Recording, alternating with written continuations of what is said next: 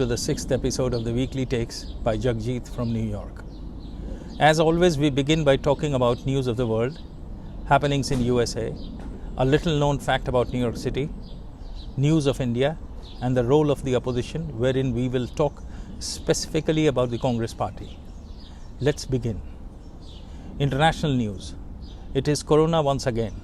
WHO has been changing its stance every now and then, facing pressure from the scientific community and Mr. Trump. Now it says that the coronavirus may be transmitted through the air. And a news which just trickled in, 2 WHO experts were heading to China to lay the groundwork for an investigation into the origins of the coronavirus pandemic.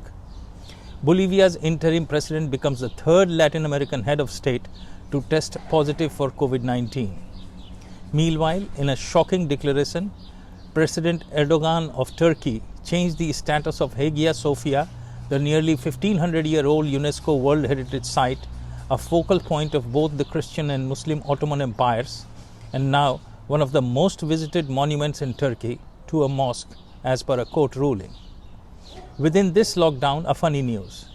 A man cuts through fence to escape New Zealand's COVID-19 quarantine to visit a liquor store. Soccer and cricket matches are being played all around the world in empty stadiums. So much for Corona. Happenings in USA. Rising death tolls follow surge in infections.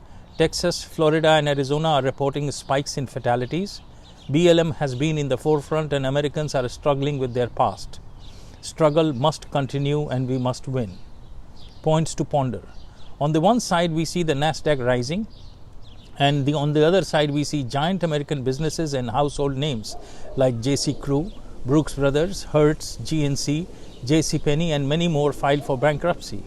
Just heard that United Airlines will lay off 35,000 employees. All this amidst lowering of unemployment rates. Does not completely make sense. We'll discuss it threadbare in the next episode. Now, an interesting fact about New York City. You all have heard, and many of you must have seen, the Statue of Liberty. And you know where and when it came from, etc., etc. But let me share with you some uncommon facts about it. The Statue of Liberty was delivered in 350 pieces, housed in 214 crates. It arrived in New York City in 1885.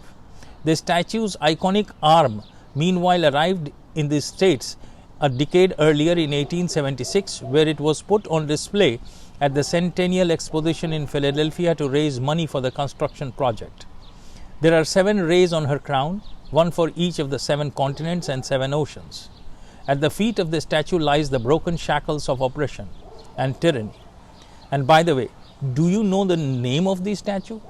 The statue's full name is Liberty Enlightening the World. Now moving to India. In the last episode, I had told you that we'll discuss about the forthcoming elections in Bihar. But before we delve deep into the election talk, let us know Bihar. समग्र बिहार का इतिहास इतना विस्तृत और विचारणीय है कि इसको जानने के बाद हम पूरे भारत के इतिहास को समझ सकते हैं। 1906 से पहले बिहार बंगाल के साथ था। उस समय संविधान सभा के स्थायी सदस्य डॉक्टर सच्चिदानंद सिंह थे। उन्होंने ही बिहार को बंगाल से पृथक करने की मांग की थी और 1908 में फखरुद्दीन साहब की अध्यक्षता में इसे बंगाल से और 22 मार्च 1912 को इसे उड़ीसा से अलग कर एक पृथक राज्य का दर्जा दिया गया। यह तो आधुनिक बिहार के जन्म की कहानी हुई, पर क्या इसके पहले इसका कोई रूप था, कोई अस्तित्व था? अगर था तो कैसा था? जरा इतिहास के पन्ने को पलटते हैं, जरा भूली बिसरी कड़ियों को जोड़ते हैं और बिहार की आत्मा को टटोलते हैं, क्योंकि बिहार को सिर्फ एक राजनैतिक परिप्रेक्ष्य में देखना और एक मत कायम करना इसके साथ अन्याय होगा। बिहार के स्वरूप को 3 भागों में बांटा जा सकता है: प्राचीन, मध्य और आधुनिक। प्राचीन बिहार के इतिहास में कुछ ऐसी घटनाएं हुई जो सारे भारत के इतिहास को प्रभावित ही नहीं करती वरन उनका भविष्य निर्धारण भी करती हैं। पाषाण काल से यदि हम बिहार के इतिहास को देखें तो उस विकास क्रम में झारखंड और मुंगेर में पाषाण काल के हथियार मिले हैं। उत्तर बिहार में वैशाली और सारण में पाषाण अवशेष यह सिद्ध करते हैं कि उस काल में भी यहाँ सभ्यता का विकास काफ़ी हद तक हो चुका था। जब वैदिक काल का इतिहास बनने लगा तो उसमें बिहार के संदर्भ को पहली बार हम शतपथ ब्राह्मण में पाते हैं। यहाँ राजाओं के विदेह उपाधि की चर्चा की गई है जिसका संबंध बिहार से है।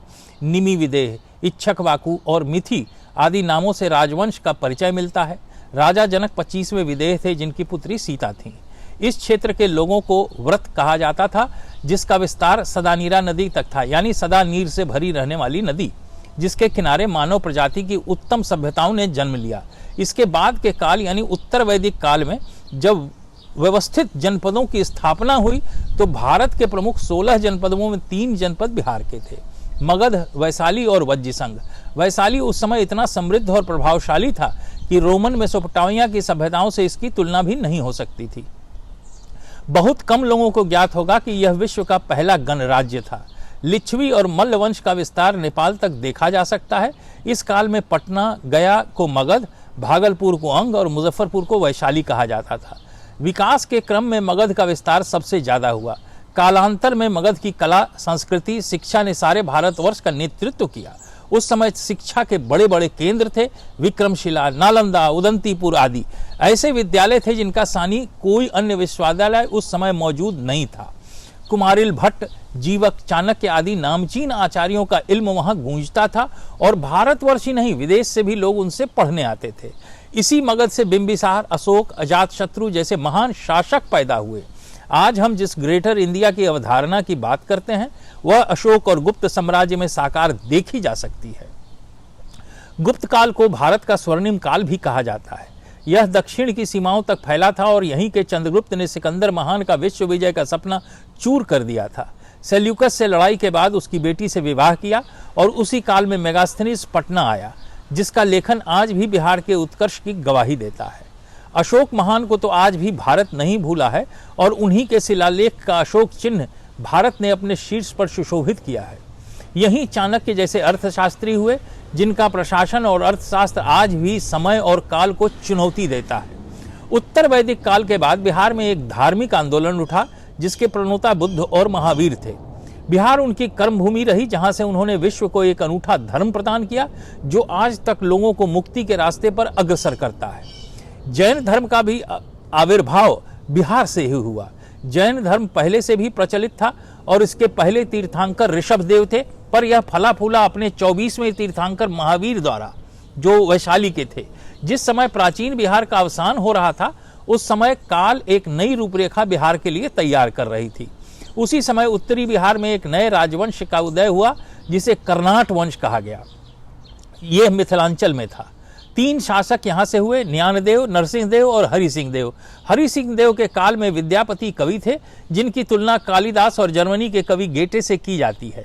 विद्यापति की कविताओं में मधुरता, रस और भक्ति की जो गहराई है उसने विश्व समाज को आज भी मुग्ध कर रखा है। इन्हीं के शासन काल में पहला तुर्क आक्रमण बख्तियार खिलजी द्वारा हुआ। राजा हरि सिंह पराजित होकर नेपाल की तरफ चले गए। उसके बाद दूसरा आक्रमण गयासुद्दीन तुगलक द्वारा किया गया और मुगलों का शासन बिहार में प्रारंभ हुआ। बख्तियार खिलजी ही वह शासक था जिसने उदंतपुर, विक्रमशिला और नालंदा को ध्वस्त किया और आग लगाकर उसकी ज्ञान संपदा को नष्ट कर दिया।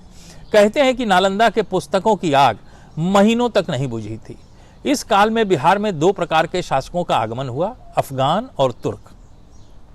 अफगान वंश का शासक हसन खान था जो बिहार के दक्षिणी भाग सासाराम की तरफ का शासक था। इसी का पुत्र शेर शाह था जिसने हुमायूं को पराजित किया और 1540 से 1545 तक दिल्ली पर राज किया। इस अफगान शासक के काल को मध्यकालीन बिहार का स्वर्णिम काल माना जा सकता है। शेर शाह सूरी ने सूर वंश कायम करने के साथ बड़े बड़े अग्रगामी कार्य किए। कलकत्ता से पेशावर तक का ग्रैंड ट्रंक रोड का निर्माण, डाक सेवा का चलन शेर शाह के समय ही हुआ। जिस रुपया शब्द का आज हम प्रयोग करते हैं वह भी उस महान सुधारवादी शासक की देन है। शेर शाह सूरी के काल के बाद अंग्रेजों का थोड़ा थोड़ा आगमन शुरू हो गया था। मध्यकालीन बिहार का शेष हो रहा था और भारत एक नई दास्ता और नए युग के लिए अपने आप को तैयार कर रहा था। कमेंट लिखकर बताएं कि आपको हमारा ये एपिसोड कैसा लगा। अगले एपिसोड में हम चर्चा करेंगे मुगलिया शासन से लेकर आज़ादी तक। अब बात विपक्ष की। किसी भी लोकतंत्र की सफलता के लिए विपक्ष का मजबूत होना नितांत आवश्यक है, पर भारत में तो विपक्ष नेपोटिज्म का शिकार है। नेपोटिज्म और उसके कारण हुए सुशांत सिंह राजपूत के दुखद अंत के बारे में आगे चर्चा करेंगे। वापस आते हैं विपक्ष पर। क्या वजह है कि बिना किसी योगदान या पार्टी में संघर्ष के कुछ खास लोग विभिन्न पार्टियों में टॉप पोजीशंस पर पहुंच जाते हैं? आप चाहे समाजवादी पार्टी को लें, बहुजन समाज पार्टी, राष्ट्रीय जनता दल, एनसीपी, शिवसेना, किसी को भी देखो, सभी जगह एक ही कहानी है। कार्यकर्ताओं की कहीं पूछ नहीं है। आखिर ऐसा क्यों है? क्या यह एक सफल लोकतंत्र के लिए अच्छा है? क्या इससे विपक्ष मजबूत हो जाएगा? क्या इससे भारत सफल होगा? आज की तारीख में अगर कांग्रेस पार्टी को देखें तो सिर्फ 3 लोगों की यह जायदाद है, और वास्तविकता में अगर देखा जाए तो इन तीनों का पार्टी में कोई योगदान नहीं है। राहुल बिना किसी पद पर हुए अपनी दादागिरी पूटी पार्टी पर दिखाते हैं, और पद भी इसलिए कि आप किसी खास खानदान से आते हैं, वरना 24 अकबर रोड के बाहर नारा लगाते नजर आते। दूसरे, प्रियंका वाड्रा, आप कौन हैं? आपका कांग्रेस पार्टी में क्या योगदान है कि आप सीधे ही महामंत्री बना दी गई? आपने पार्टी के लिए क्या किया? आप खुद सोचिए इस सवाल पर। आपसे बेहतर तो हजारों कार्यकर्ता हैं जिन्होंने पार्टी के लिए अपना सब कुछ कर दिया है। और दामाद जी का कहना ही क्या। सोनिया जी के बारे में अगले एपिसोड में चर्चा करेंगे। क्या विपक्ष और सत्तारूढ़ पार्टी में मिली भगत है? क्यों सिर्फ सवाल ही उठते हैं और कोई कार्रवाई नहीं होती? हम ऐसा पिछले कई सालों से सुनते आ रहे हैं। ऐसे बहुत सारे सवाल हैं जिनके बारे में हम विस्तार से चर्चा करेंगे अगले एपिसोड में। हाँ, अगर आपके पास कोई सवाल हो तो कृपया कमेंट सेक्शन में पूछें। हाँ, अगर प्रोग्राम पसंद आया हो तो लाइक करें, चैनल को सब्सक्राइब करें और बेल आइकन को दबाएं ताकि आपको पहले सूचना मिल सके। फिर मिलेंगे अगले सप्ताह। तब तक के लिए जय भारत, जय हिंद।